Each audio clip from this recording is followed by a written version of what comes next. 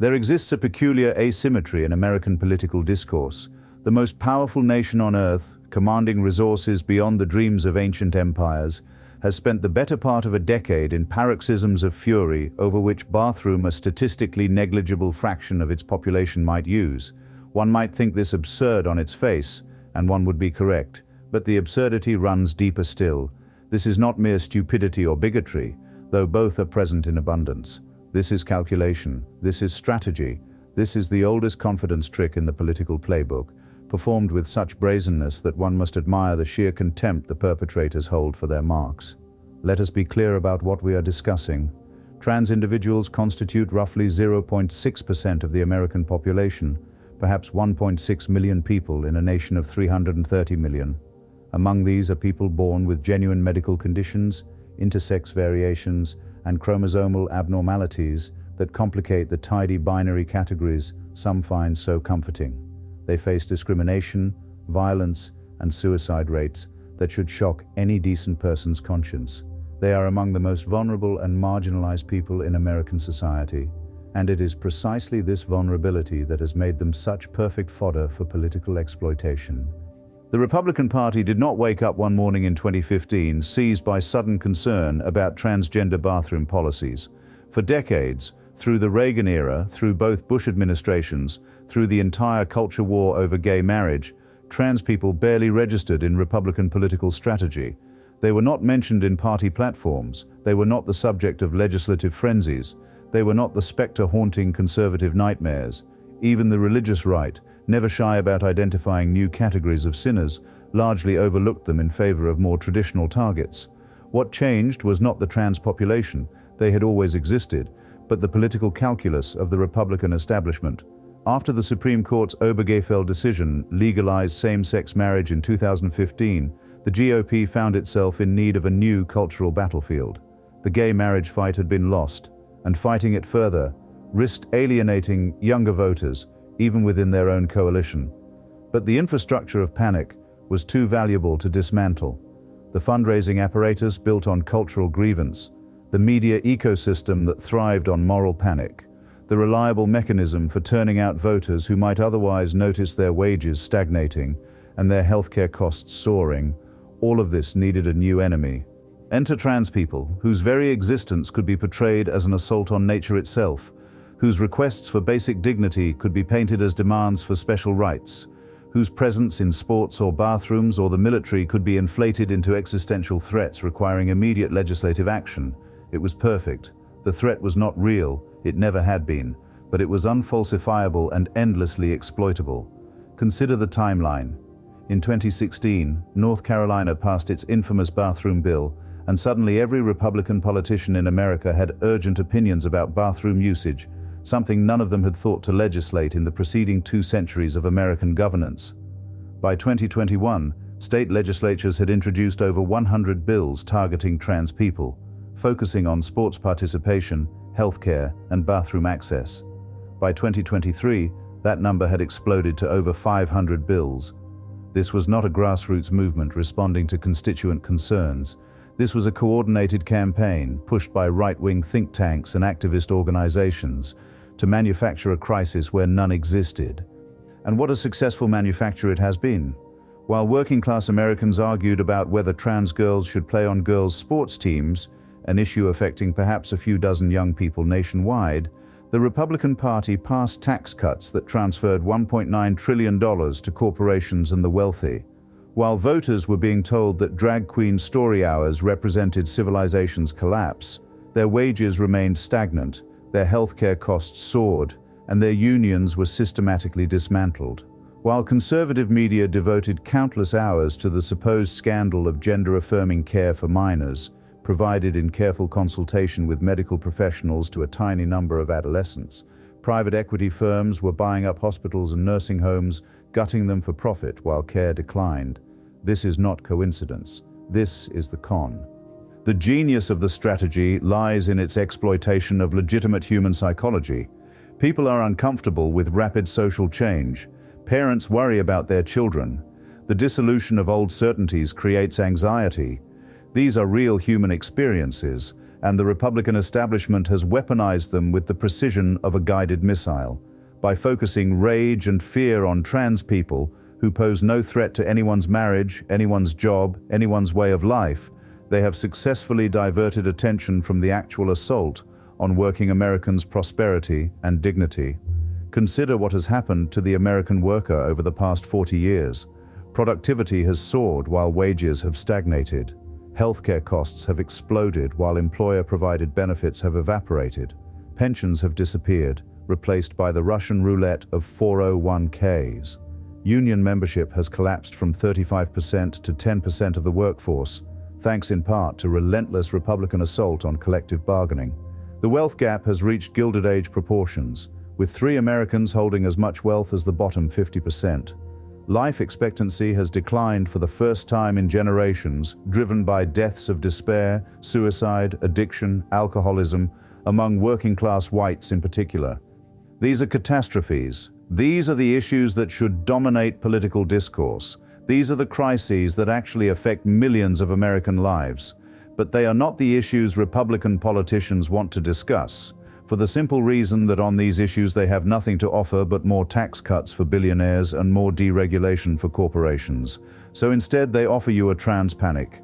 They offer you the fiction that your declining fortunes result not from systematic wealth extraction by the oligarchy, but from the presence of trans women in women's prisons, or the provision of puberty blockers to teenagers, or the use of preferred pronouns in school.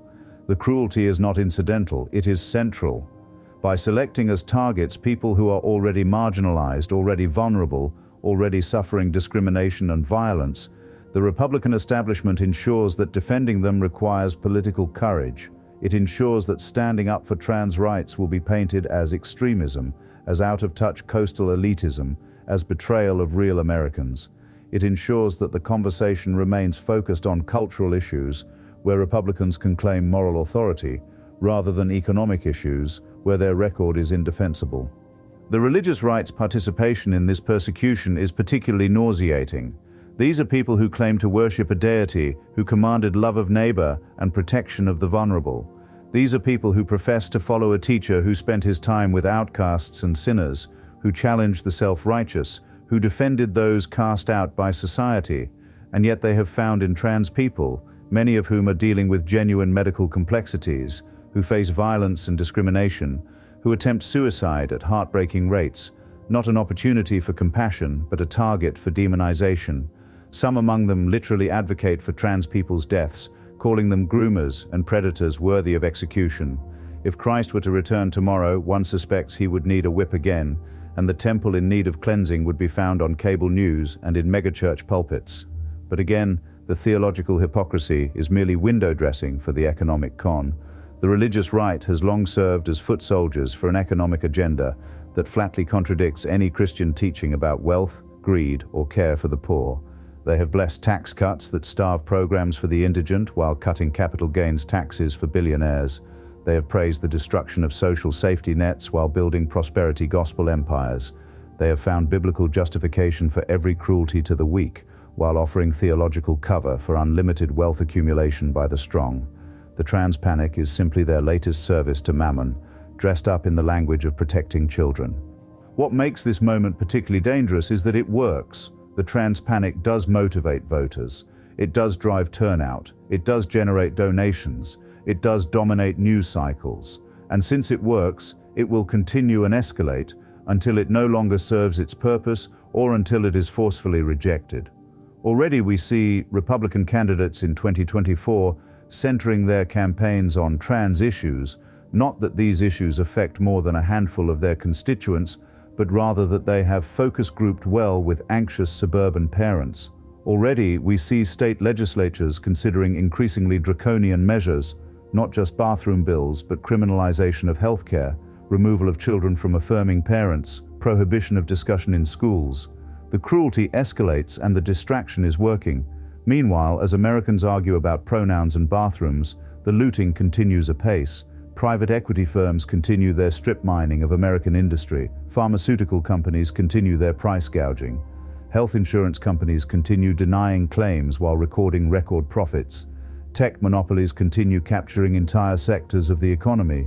The wealthy continue capturing a larger and larger share of national income while paying a smaller and smaller share in taxes. The oligarchy strengthens its grip while the working class suffers and dies, literally dies in many cases from lack of healthcare, from addiction, from suicide, from the thousand cuts of economic precarity. This is the trade being offered. You can have your rage at trans people, your fury at drag queens, your panic about bathrooms and sports and pronouns. You can have the satisfaction of punishing people who make you uncomfortable, of reasserting traditional categories, of feeling that you are defending civilization itself against decadence. And in exchange, you will hand over your healthcare, your wages, your unions, your social security, your children's future, your planet's livability, your democracy itself.